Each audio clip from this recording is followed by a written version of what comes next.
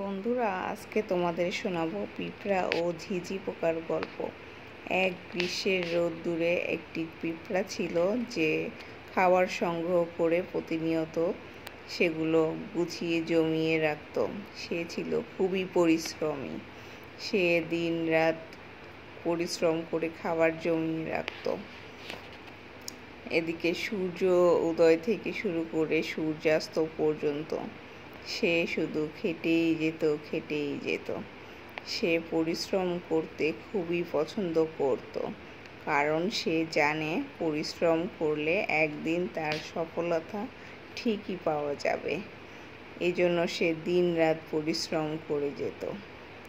হঠাৎ একদিন সে খাবার সংগ্রহ করে যাওয়ার সময় সে একটি সুমধুর আওয়াজ শুনতে পেল। সে গানটি খুব চেনা চেনা মনে হচ্ছিল গলাটি। হঠাৎ তার মনে পড়ল, এটা তো ঝিঁঝি পোকার গলা।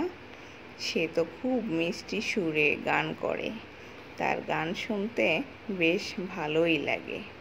তো সত্যি সে গাছের উপরে তাকিয়ে দেখল, গাছের উপরে ঝিঁঝি পোকা বসে মনের সুখে গান গাচ্ছে।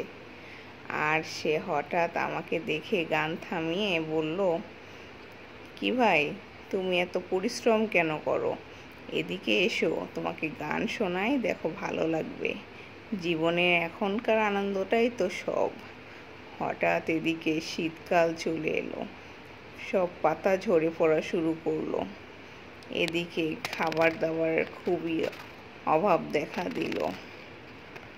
তখন এই শীতে ঝিঁঝি পোকা আর গান করতে পারল না, খিদায় ছটফট করতে লাগলো। কারণ সে তো খাবার গুছিয়ে রাখেনি। তাই সে ঝিঁঝি পোকাটি পিঁপড়ার ঘরের সামনে যে পিঁপড়াকে ডাকছে। এদিকে পিঁপড়া তার ঝড়ের মধ্যে বাইরে না বের হয়ে ঘরের মধ্যে কি যেন করছে। এদিকে এত ঠান্ডার মধ্যে ঝিঁঝি পোকা খুবই কষ্ট পাচ্ছিল। এদিকে সে দরজায় নক করছিল আর পিঁপড়াকে ডাকছিল, পিঁপড়া ভাই দরজা খোলো। আর পিঁপড়া নাক ডেকে তখন ঘুমাচ্ছিল। হঠাৎ করে তার আওয়াজ পেয়ে পিঁপড়ার ঘুম ভেঙে গেল।